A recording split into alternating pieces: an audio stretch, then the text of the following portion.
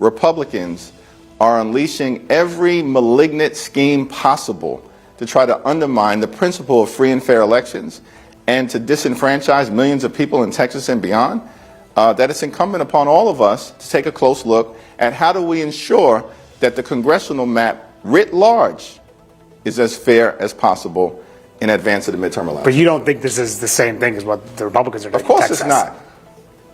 Because of why? Because we believe in the principle of fair maps. That's Hakeem Jeffries getting visibly shaken on CNN the moment someone dares to mention the Democrats' favorite game, rigging maps while pretending they're protecting democracy. 1 second it's a noble stand for fairness, the next it's just creative cheating, depending on who's holding the pen. Welcome back to Nerk News, I'm Nerkish, and today we're watching Democrats spiral into another meltdown over redistricting. Because when they redraw the lines, it's magically justice. But when Republicans do the same thing, it's supposedly the death of democracy. The best part: Donald Trump showed the GOP that you don't have to apologize for playing by the exact same rules, and honestly, the double standards at this point are laugh-out-loud ridiculous.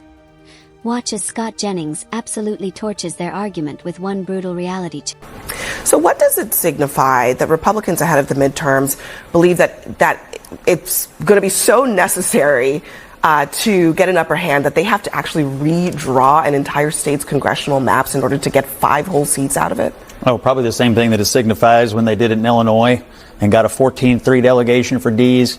Maryland 7-1, Massachusetts 9-0. We know what happened here in New York, California. Even though they have a commission, we all know what goes on there. In a mid-cycle specifically, are all of those cases in mid-cycles? All of these cases are where Democrats use the power they have to give them an advantage. But just to be clear, because I didn't do the research that you did in the break here, is it that they're changing it after the actual census process, where you're supposed to create you're supposed to go through the congressional redistricting process? Does it matter? It kind of does. Very much. I think that's the whole point. So it's okay for Democrats to lopside these states. 9-0 in Massachusetts. Here's what I will say about this. I mean, I'm a Republican. I don't. This whole idea that Republicans in Texas are committing some shocking crime by redrawing maps mid-decade, total nonsense. Democrats have been pulling that stunt for years. After the 2016 election, states like North Carolina, Pennsylvania, and Virginia used mid-cycle redistricting to flip at least 5 to 7 seats, just enough to help Democrats seize the House in 2018. Jennings threw the receipts right back at them. Illinois with a 14-3 map, Maryland at 7-1, Massachusetts 9-0, and New York nearly rammed through a 22-4 setup before the courts slammed the brakes. These aren't exceptions, they're the game plan. The only difference now is that Republicans finally stopped playing defense. And Hakeem Jeffries, let's just say his excuses sound even weaker once you lay the double standard out in the open. House Republicans have been a complete and total failure for the American people. They have no credible track record of success. That's why House Republicans are afraid of the voters in 2026 in the midterm elections, and they're trying to cheat to win.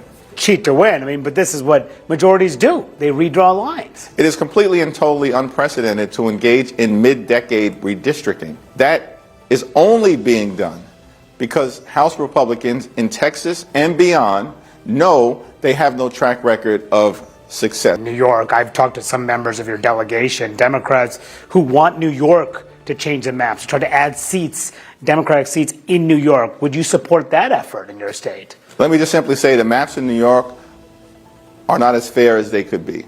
That sounds to me like you're open to changing it before. I look forward to having a conversation with the governor about how do we ensure that New York maps are as fair as possible in an environment where you've got extreme MAGA Republicans and Donald Trump doing everything they can to undermine the will of the voters and undermine the principle of free and fair elections across the country. You just accuse Republicans of rigging the election by changing the lines in the middle of the decade. Wouldn't Democrats be doing the same thing? What we're committed to doing as Democrats in New York, in California, in New Jersey, across the country, is make sure that the congressional maps are as fair as possible. Jeffries tries to put on the principled act here, but even CNN isn't buying it.